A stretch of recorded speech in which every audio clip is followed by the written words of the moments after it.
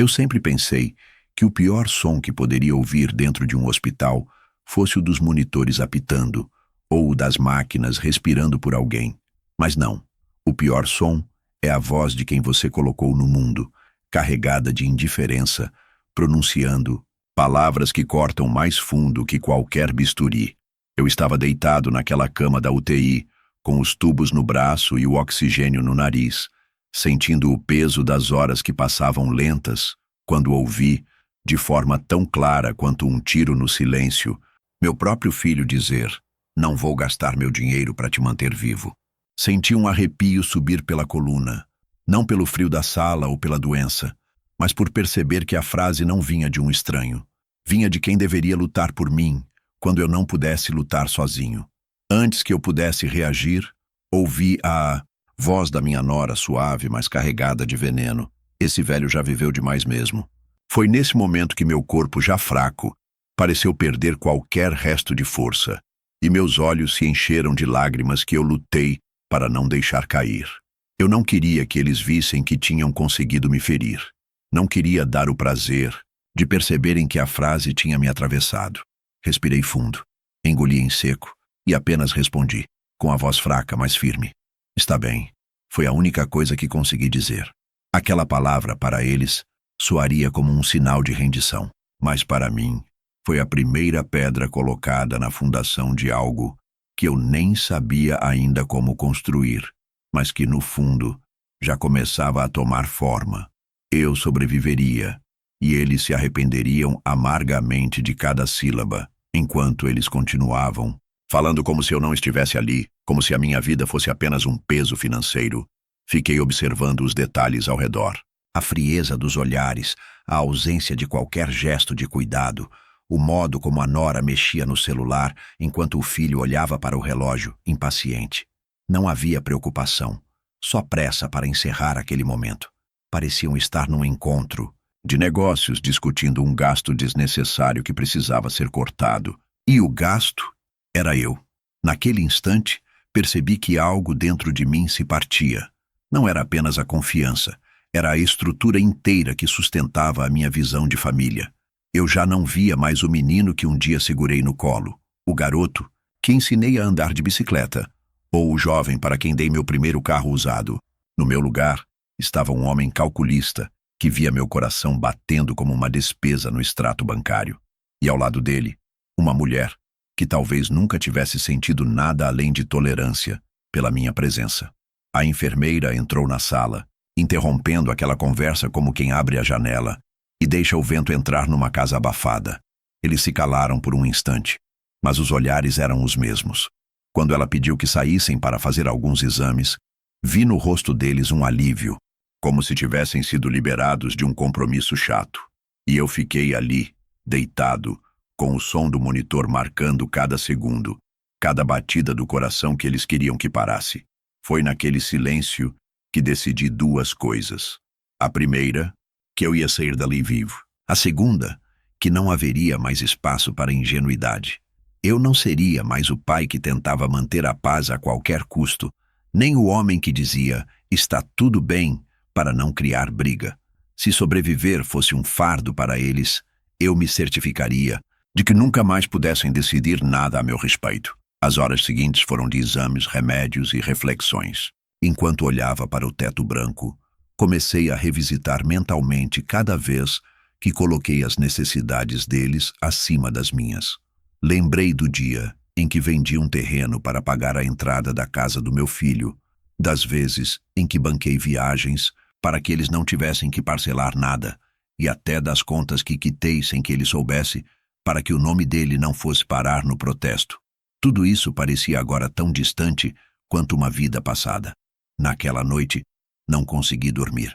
O barulho constante das máquinas e a frieza do ar-condicionado eram nada perto do frio que eu sentia por dentro. Mas, ao invés de me afundar na dor, comecei a organizar mentalmente uma lista. Não era de vingança, pelo menos não naquele momento. Era uma lista de medidas, de mudanças, de cortes necessários. Se antes eu me preocupava com o conforto deles, agora eu me preocuparia apenas com o meu próprio respeito. Quando o sol começou a nascer, filtrando uma luz pálida pelas persianas da janela da UTI, eu senti algo que não esperava sentir tão cedo: força. Não física. Ainda estava fraco demais para qualquer esforço, mas uma força interna que vinha do simples fato de ainda estar respirando. Eles achavam que eu não duraria muito, mas eu já sabia, mesmo antes de receber a alta, que esse não seria o meu fim. Eu sobreviveria. E quando saísse daquele hospital, cada passo meu seria dado com um propósito. A alta não veio com festa, nem com abraços emocionados, nem com flores deixadas no criado mudo. Veio num pedaço de papel, entregue pela médica com um sorriso profissional, dizendo que eu tinha evoluído bem e que os exames mostravam estabilidade. Eu, que dias antes estava sendo praticamente desconsiderado como vida útil pelos meus próprios familiares, agora estava de pé, assinando documentos e ajeitando a camisa para sair pela porta da UTI. Nenhum deles estava lá para me buscar. Não havia carro esperando, não havia filho apertando minha mão e dizendo: "Vamos para casa, pai." Apenas o transporte do próprio hospital me deixou no portão, como quem devolve um objeto esquecido. Enquanto o carro seguia até minha casa, olhei pela janela e senti que aquele trajeto era mais do que físico. Era o caminho entre duas vidas completamente diferentes. Eu não voltava para a mesma rotina, para os mesmos papéis e obrigações que carreguei por décadas. Voltava para um lugar que ainda era meu, mas que precisava ser reorganizado, não só na disposição dos móveis, mas na hierarquia de quem tinha poder sobre mim. Ao entrar e sentir o cheiro conhecido da minha sala, percebi que ali estava o único espaço que eu realmente podia controlar. E era por ele que eu começaria. Meus movimentos ainda eram lentos. A recuperação exigia repouso, fisioterapia, horários rigorosos de medicação, mas minha cabeça não estava em repouso. Eu passava as tardes sentado na varanda, observando as árvores balançarem e pensando em cada assinatura, cada procuração, cada senha que circulava por mãos que já tinham deixado claro que não se importavam com a minha vida. E percebi que o que mais me feria não era a intenção de me excluir, mas o fato de que eles já tinham, na prática, acesso e controle a coisas que deveriam estar apenas sob minha guarda. Comecei pela agenda. Anotei nomes, telefones, endereços, listei tudo o que precisava ser revisto: testamento, contas conjuntas, seguros, cartões adicionais, chaves de cofres, procurações no cartório. O tempo que passei no hospital me deu clareza de que, se eu tivesse partido, eles teriam herdado não só meus bens, mas o direito de reescrever a minha história como quisessem. E isso não iria acontecer enquanto eu respirasse. As ligações começaram no terceiro dia após minha alta. Meu filho ligou uma vez, apenas para perguntar como eu estava, num tom tão automático que mais parecia estar cumprindo um protocolo social. A nora não ligou. Não houve visita. O silêncio deles, que antes me entristeceria, agora só confirmava que eu estava certo em mudar tudo. Eu não queria gestos forçados. Queria a verdade, e ela estava escancarada diante de mim. No baile, 7º dia, fui à fisioterapia de manhã, e à tarde sentei com meu advogado. Ele me olhou como quem vê um cliente decidido, não um homem recém-saído de uma UTI. Expliquei, ponto por ponto, o que queria fazer. Revogar tudo o que desse acesso irrestrito, mudar beneficiários, reorganizar a estrutura de posse da casa e da pequena empresa que eu ainda mantinha.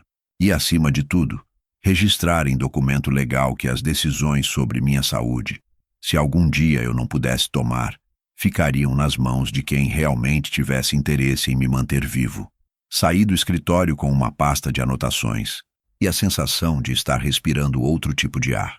Não era mais aquele oxigênio frio da UTI, mas sim o ar firme de alguém que voltou com controle sobre a própria história. Não importava se meu corpo ainda estava se reconstruindo. Minha vida já estava em reforma. Nas semanas seguintes, recusei todos os convites sociais vindos deles. Poucos, mas que pareciam mais curiosidade do que cuidado. Passei a ocupar minhas tardes com leitura, caminhadas curtas e revisões de papéis antigos. Descobri contratos esquecidos, pequenas aplicações, seguros que eu nem lembrava ter. Cada descoberta era uma oportunidade de fechar mais uma porta para quem já tinha tentado me empurrar para fora da vida. Aos poucos, percebi que não se tratava apenas de cortar acessos, mas de construir uma nova estrutura, onde meu bem-estar não dependesse da boa vontade de ninguém. E foi assim, com essa clareza, que comecei a preparar o que viria a seguir. A pasta preta que em breve mudaria tudo. A pasta preta não era nova. Eu a tinha desde os anos 90, quando guardava recibos e notas fiscais em papel amarelado. Mas agora, ela ganharia outro significado. Não seria mais um arquivo de burocracia doméstica. Seria o cofre portátil da minha decisão.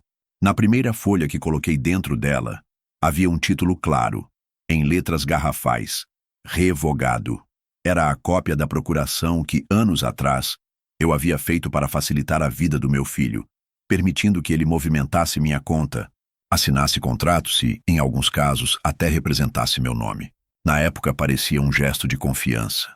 Hoje, olhando para aquele documento, só via um bilhete de entrada para que ele me apagasse sem precisar sequer estar presente. Ao lado, coloquei as mudanças no testamento. Nada de cortar tudo de uma vez. Não queria parecer movido pela raiva. Queria fazer algo meticuloso, que garantisse minha segurança e, ao mesmo tempo, deixasse um recado que eles não pudessem ignorar. Incluí cláusulas que priorizavam doações em vida para instituições que eu admirava, causas que eu sempre apoiei, e pessoas que, mesmo não sendo de sangue, me estenderam a mão quando precisei. Essas decisões não eram impulsivas, eram friamente calculadas para tirar deles o poder sem dar brecha para contestação. O passo seguinte foi fechar todas as contas conjuntas. O gerente do banco me olhou com uma mistura de surpresa e desconforto, mas fez o que pedi sem questionar. Retirei cartões adicionais, mudei senhas, cancelei limites compartilhados. Quando saí dali, a pasta preta já tinha dentro de si as confirmações impressas de cada alteração. Era um alívio quase físico sentir que, pouco a pouco, eu estava me desconectando de qualquer dependência.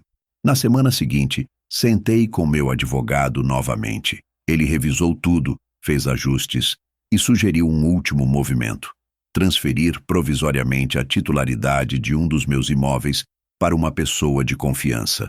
Não para vendê-lo, mas para impedir que fosse usado como garantia ou negociado sem minha permissão, caso eu voltasse a ser hospitalizado. Fiz exatamente como ele sugeriu. Ao final da reunião, ele fechou a pasta e disse: Agora, senhor, eles não podem tocar no senhor nem no que é seu sem passar por mim primeiro. Aquilo não era apenas um alívio. Era a certeza de que, se tentassem algo novamente, a resposta não viria de lágrimas, mas de páginas timbradas e assinaturas reconhecidas. Durante todo esse processo, não houve uma ligação sequer para saber como eu estava. Nem do filho, nem da nora. Mas a ausência deles, longe de me enfraquecer, funcionava como combustível. Eu me lembrava, noite após noite, daquela frase dita no hospital, e percebia que cada folha dentro da pasta preta era uma pedra no muro que eu erguia para manter minha dignidade intacta. E foi justamente nesse silêncio que comecei a pensar na etapa seguinte. Eu não queria apenas proteger o que era meu. Queria que eles entendessem de maneira irrefutável que o homem que eles julgaram estar no fim agora era o mesmo que segurava as rédeas de tudo. A pasta preta era a base, mas o próximo passo seria o golpe que os faria perceber que subestimaram a pessoa errada. Se a pasta preta era o símbolo da minha autonomia recuperada, esse passo foi o corte mais afiado que dei até então. Entrei no prédio da seguradora em uma manhã fria, com os papéis necessários já separados. O atendente, um rapaz jovem e educado, me recebeu com aquele sorriso treinado de quem está acostumado a lidar com clientes que querem apenas atualizar endereços ou trocar o número do celular. Mas eu estava ali para algo muito mais profundo. Quando ele perguntou o motivo da visita, eu só disse: revisão de beneficiários. A palavra pareceu comum, mas para mim tinha o peso de um acerto de contas silencioso. Puxei da pasta preta as apólices de seguro de vida, o plano de previdência privada, o fundo de pensão que construí ao longo de décadas de trabalho. Até aquele momento, o nome do meu filho e da minha nora apareciam no topo de cada documento, como se fosse natural que herdassem o fruto de toda a minha vida. Mas naquele balcão, com uma caneta na mão, comecei a reescrever a história. Tirei ambos de cada contrato. Não por impulso ou raiva. Isso já estava superado. Fiz por estratégia. Substituí seus nomes pelos de pessoas que realmente estiveram ao meu lado quando precisei. Minha irmã, que viajou horas para me visitar na UTI. Meu afilhado, que deixou o trabalho para me levar às sessões de fisioterapia. E, para uma parte considerável, o nome de uma instituição que cuida de idosos abandonados. Uma causa que sempre defendi, mas que agora ganhava um peso pessoal inegociável. O rapaz digitava. Olhava para a tela e confirmava as alterações. Cada clique dele soava como uma porta sendo fechada para sempre. Saí dali e fui direto à central da Previdência Privada. Repeti o mesmo processo. Revisei não apenas quem receberia, mas também as cláusulas de recebimento, garantindo que nenhum recurso pudesse ser redirecionado por herdeiros indiretos. Era um trabalho meticuloso, quase cirúrgico. Ao final da semana, todas as instituições financeiras, seguradoras e fundos já tinham em seus registros a nova realidade. Meu filho e minha nora, que sempre falaram sobre planejamento familiar, como se eu fosse apenas uma peça de xadrez no tabuleiro deles, não faziam mais parte de nenhum cálculo futuro. No papel, era como se não existissem para mim. Não era apenas sobre dinheiro. Era sobre mostrar, de forma silenciosa, que a frase, dita no hospital, não passou despercebida, que eu aguardei, mastiguei e transformei em ação. Eles ainda não sabiam, mas a primeira tesoura já havia cortado o fio que os ligava ao que eu construí. E no fundo, essa era apenas a primeira de muitas. A próxima etapa não seria apenas cortar, seria blindar. O que eu ia fazer a seguir não só impediria qualquer tentativa de reversão, como também garantiria que, mesmo que eles tentassem, o próprio sistema jurídico estaria do meu lado. Quando terminei de atualizar seguros e previdência, percebi que havia algo ainda mais vulnerável, o que estava no meu nome e podia ser usado como barganha ou manobra contra mim caso minha saúde piorasse. A casa onde moro há mais de 30 anos não é apenas um imóvel, é a materialização de toda a minha vida. Cada parede, cada piso, cada árvore no quintal carrega uma história, mas também é, aos olhos de quem pensa com frieza, um patrimônio de alto valor, que poderia ser o alvo fácil. O mesmo vale para minha empresa, pequena, mas estável, com contratos recorrentes e reputação sólida no mercado. Foi meu advogado quem sugeriu o caminho. Criar uma holding simples, onde eu seria o sócio controlador, mas com blindagens jurídicas, que inviabilizassem qualquer tomada de posse por herdeiros ingratos. A ideia era clara: manter o usufruto vitalício da casa, de modo que ninguém pudesse vendê-la ou hipotecá-la sem meu consentimento, e realocar as cotas da empresa, de forma que a gestão ficasse nas mãos de alguém leal, com cláusulas de substituição já definidas para o caso de impossibilidade minha. Passei semanas analisando nomes. Precisava de alguém que entendesse o valor do que eu construí, mas que não tivesse laços de sangue com interesse financeiro. Escolhi um ex-funcionário, que cresceu na empresa, começou como auxiliar e hoje é um gerente de confiança. Formalizamos um contrato onde ele assumiria a gestão executiva, mas sempre prestando contas diretamente a mim, e se eu viesse a faltar, a pessoa indicada no estatuto, que não era meu filho. A parte mais satisfatória foi incluir no estatuto social da holding uma cláusula que o advogado chamou de anti-ingratidão. Qualquer sócio ou beneficiário que, por ação ou omissão, atentasse contra minha dignidade ou bem-estar, perderia automaticamente qualquer direito sobre os bens administrados pela empresa. Parece formalidade, mas é uma barreira legal quase impossível de derrubar. O dia em que assinei a transferência da casa para a holding foi emblemático. Não houve mudança física. Continuo vivendo nela, escolhendo a posição das cadeiras na varanda e a hora de regar o jardim. Mas juridicamente, o que antes era um alvo fácil agora é um território protegido. Nenhuma assinatura, a não ser a minha, pode autorizar qualquer movimentação. Quanto à empresa, a transição de gestão foi feita de forma silenciosa. Clientes e fornecedores receberam comunicados formais assinados por mim e pelo novo gestor. Tudo parecia uma atualização administrativa comum, mas por trás havia a certeza de que eu havia fechado mais uma porta por onde poderiam tentar entrar. E o melhor é que, assim como nas alterações de seguros, nada disso foi comunicado a eles. Preferi que descobrissem por terceiros, ou pior, por meio de negativas e obstáculos, quando tentassem acessar algo que julgavam garantido. O silêncio sempre foi parte do meu plano. Ele dá mais peso quando a realidade chega. Agora, com patrimônio protegido e gestão assegurada, comecei a preparar outro tipo de arma: as provas. Não para escândalo público, mas para que, se fosse necessário, eu pudesse mostrar de forma incontestável por que tomei cada decisão. Depois de proteger o patrimônio e reorganizar a gestão da empresa, percebi que faltava um alicerce invisível, mas fundamental, para que tudo o que eu havia feito resistisse a qualquer tentativa de questionamento: provas. Não era apenas uma questão de guardar lembranças amargas.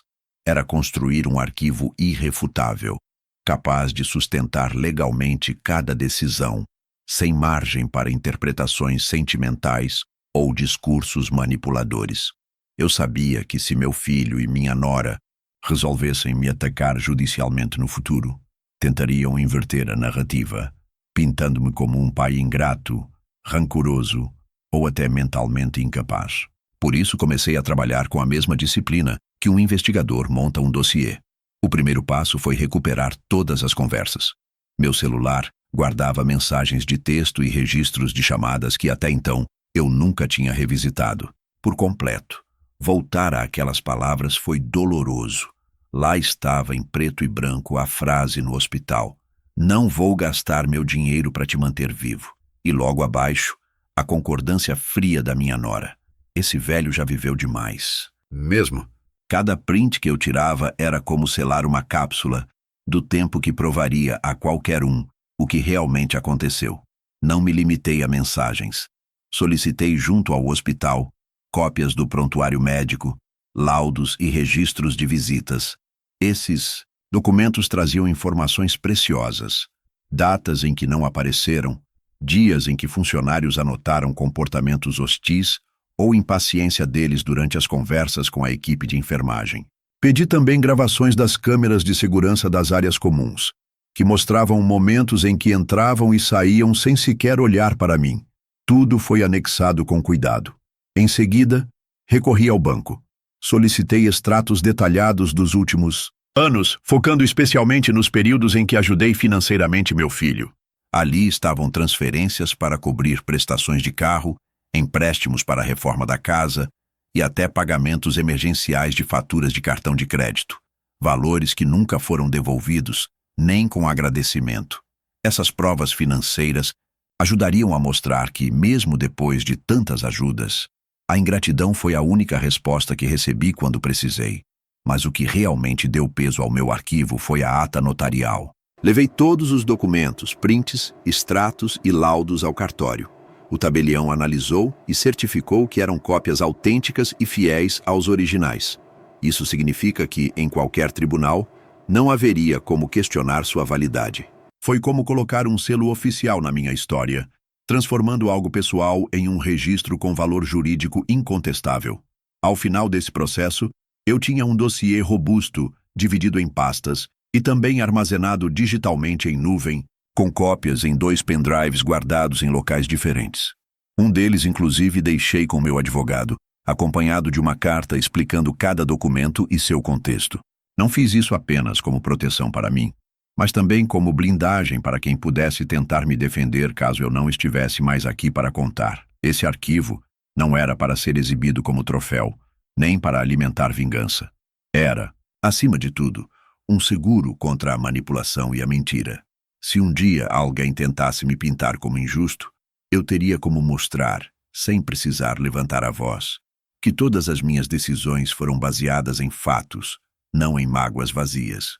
Com as provas reunidas e validadas, eu estava pronto para a fase seguinte: cortar o fluxo que ainda os mantinha confortáveis. Até então, eles ainda tinham acesso indireto ao meu dinheiro, cartões, fianças, pequenas ajudas automáticas que passavam despercebidas. Era hora de encerrar tudo isso de uma vez, com a mesma frieza que eles tiveram comigo naquele quarto de hospital. Ter provas era como afiar a lâmina, mas ainda faltava o movimento certeiro. Até aquele momento, mesmo com todas as alterações no testamento e na gestão dos meus bens, ainda existiam pequenos canais por onde meu filho e minha nora sugavam recursos meus sem perceberem que eram privilégios, porque para eles já havia se tornado rotina. Era um gotejamento constante, imperceptível para quem recebe, mas que, somado, representava mais do que muito pai, por aí, consegue dar aos filhos ao longo de toda a vida. Decidi que era hora de fechar cada um desses canais, um por um, sem deixar brechas. Comecei pelos cartões adicionais. Eu mantinha 2 cartões de crédito vinculados à minha conta principal, ambos usados para emergências, mas que há muito tempo deixaram de ser usados com responsabilidade. Um deles, no nome do meu filho, o outro, no nome da minha nora. Sem aviso, cancelei os 2 na manhã de uma segunda-feira. Liguei para o gerente e pedi que registrasse o encerramento imediato, retirando qualquer possibilidade de renovação automática. Pedi também que anotasse em sistema que nenhum novo cartão poderia ser emitido sem minha presença física e assinatura. Depois, passei para as fianças. Por anos, eu era o fiador de 2 contratos importantes para eles: o aluguel de um ponto comercial do meu filho e o financiamento de um carro no nome da nora. Esses papéis que um dia assinei como prova de confiança agora eram riscos que eu não estava mais disposto a correr. A cada renovação bastava uma assinatura minha para mantê-los tranquilos. E isso significava que, caso não pagassem, eu seria o responsável legal pela dívida. Solicitei a retirada do meu nome dos 2 contratos. No caso do aluguel, o proprietário não gostou, mas eu estava dentro do meu direito. Bastava aguardar o prazo legal e enviar a notificação. No carro, o banco exigiu uma substituição imediata do fiador. Se eles não tivessem como apresentar outro, o bem poderia ser retomado. Isso naturalmente ficou sob responsabilidade deles resolver. Por último, encerrei o que eles chamavam de ajuda mensal, e que na prática funcionava como uma mesada disfarçada. Todo dia 5, um valor fixo caía na conta do meu filho, transferido automaticamente da minha. Esse acordo informal começou quando ele enfrentava dificuldades financeiras, anos atrás, e foi se prolongando até virar obrigação tácita. Entrei no aplicativo do banco e deletei a transferência programada. Sem anúncio, sem bilhete, sem discurso. Apenas o vazio na conta deles no próximo mês. O impacto foi imediato. Em poucos dias, as mensagens começaram a chegar, primeiro disfarçadas, de preocupação. Pai, está tudo bem? Vi que o pagamento não caiu. Depois mais diretas. Você cancelou o cartão? E por fim, carregadas de irritação e cobrança. Isso não é justo. Mas eu já estava preparado. Nenhuma dessas perguntas merecia resposta no minus e ainda calor da emoção. Qualquer retorno meu viria apenas por escrito, via advogado, e com justificativas documentadas. Eu sabia que, para eles, não era só o dinheiro que estava sumindo. Era a sensação de controle, de segurança garantida, de que poderiam contar comigo mesmo depois de me descartarem no hospital. A cada canal fechado, mais eu sentia que retomava o comando da minha própria vida. Não era vingança impensada, era justiça aplicada com precisão. Com as torneiras secas, eles não demorariam a entender que as palavras ditas à beira do meu leito tiveram um custo muito maior do que imaginavam. Mas a lição ainda não estava completa.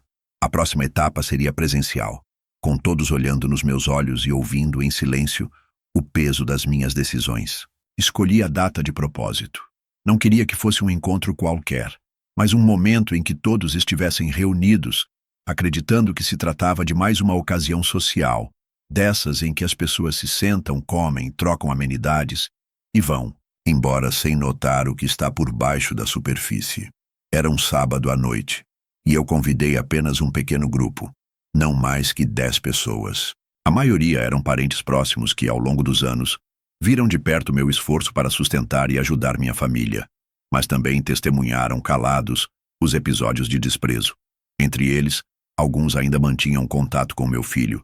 E minha nora, outros já tinham se afastado. O convite foi simples. Venham para jantar. Tenho algo importante para compartilhar. Não dei pistas, não insinuei nada. E até onde eu sabia, Eles não tinham ligado os pontos. Meu filho aceitou, talvez movido pela curiosidade ou pela esperança de que eu tivesse mudado de ideia. A nora, por outro lado, manteve aquele ar ensaiado de superioridade, como se a vida tivesse provado que eu era descartável, e agora eu estivesse tentando voltar ao convívio pedindo desculpas.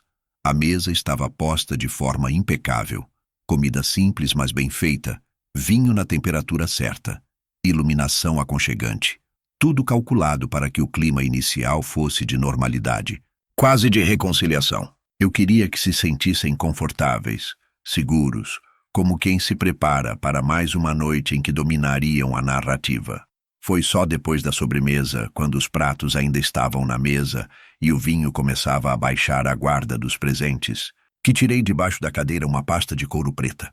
Coloquei-a sobre a mesa, sem pressa. O som do fecho de metal ao se abrir foi suficiente para calar qualquer conversa paralela. Não olhei diretamente para ninguém. Peguei o primeiro documento e comecei a ler, com a voz baixa, pausada, mas firme.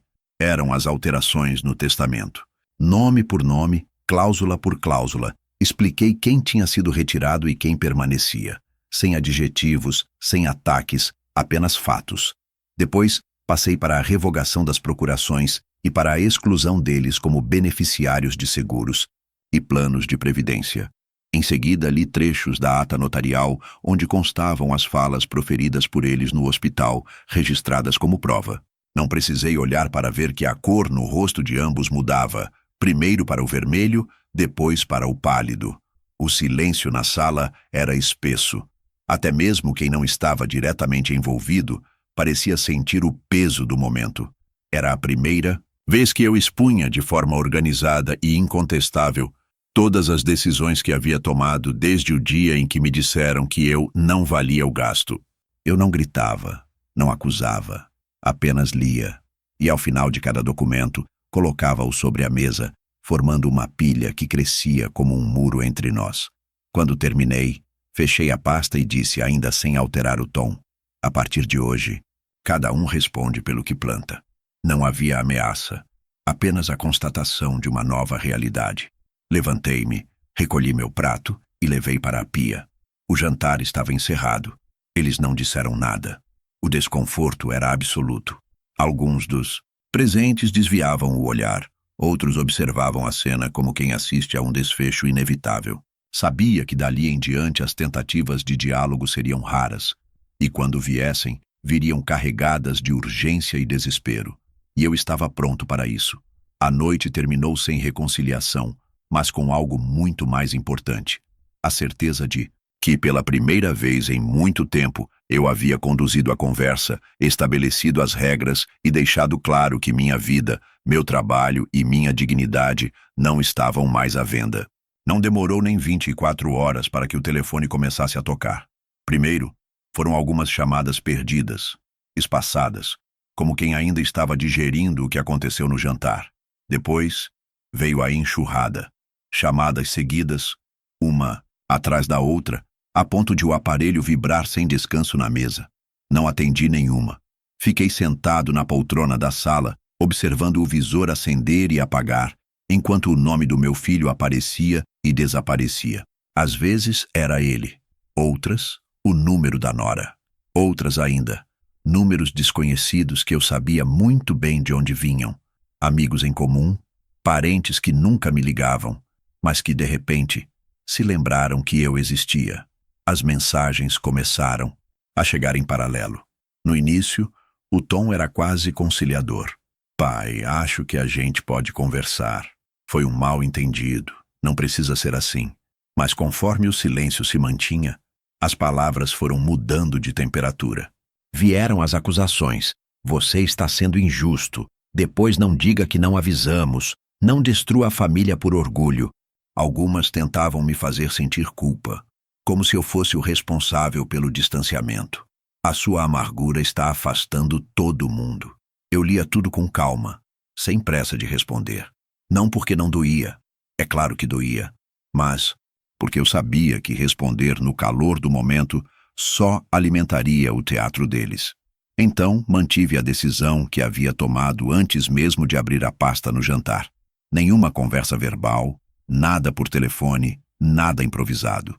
Só responderia por escrito e através de quem sabia lidar com gente assim, meu advogado.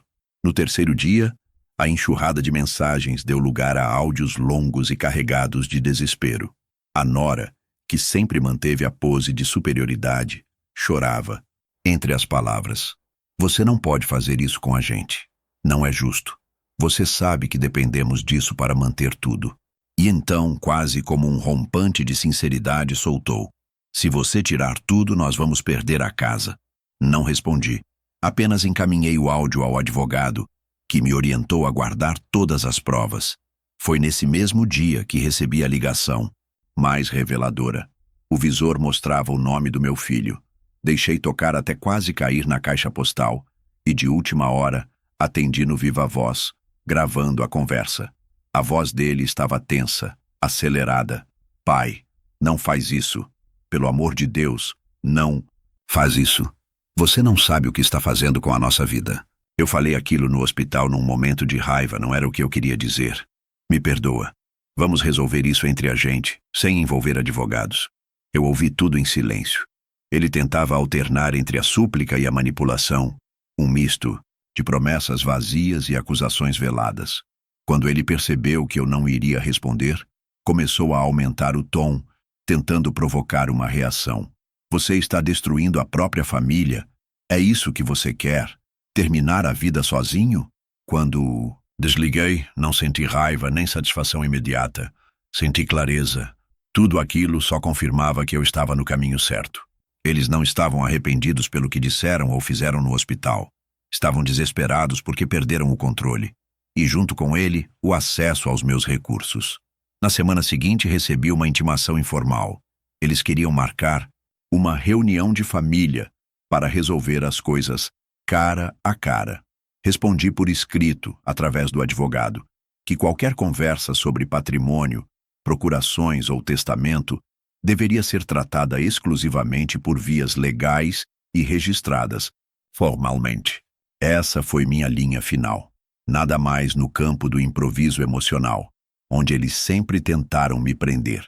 E assim, o silêncio que antes eles confundiam com fraqueza, agora passou a ser uma barreira que eles não conseguiam atravessar. Do lado de cá, eu tinha paz. Do lado de lá, eles tinham pressa. E eu sabia que essa pressa seria a última peça que faltava para o desfecho que eu estava preparando. O tempo, para quem tem pressa, é um inimigo impiedoso. Para mim, que aprendi a esperar, ele virou aliado. Nos meses que se seguiram, enquanto eles corriam de banco em banco tentando reorganizar dívidas que antes eram cobertas com meu dinheiro, eu fui reconstruindo minha vida em silêncio. Troquei os muros altos da casa antiga por um lar mais simples, mais confortável, numa rua tranquila, onde ninguém me olhava como um cofre ambulante. Mantive tudo o que era essencial, mas tirei o peso de sustentar quem me tratava como um fardo. Empresa, agora sob nova gestão, prosperava sem o ralo constante que era financiar caprichos. O gestor leal que coloquei no comando me ligava toda semana para atualizar números e me tranquilizar. Os lucros estavam crescendo e meus projetos pessoais finalmente saíam do papel.